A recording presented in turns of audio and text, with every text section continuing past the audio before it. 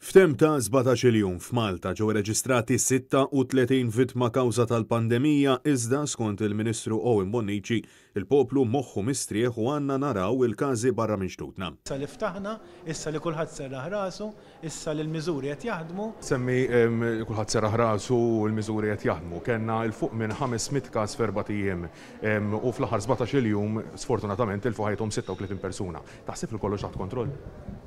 Jina fej jidħol il-COVID-19 jina nistiednek tqabbel is-sitwazzjoni li għandna f'pajjiżna ma' s-sitwazzjoni barra minn Malta. Ta' minkejja illi fost oħrajn il-każi attivi fl-Awstralja huma ta' ftit aktar minn 1300 fil-waqt li fil-Gżejjer Maltin l-attivi qed jammontaw għal 2083.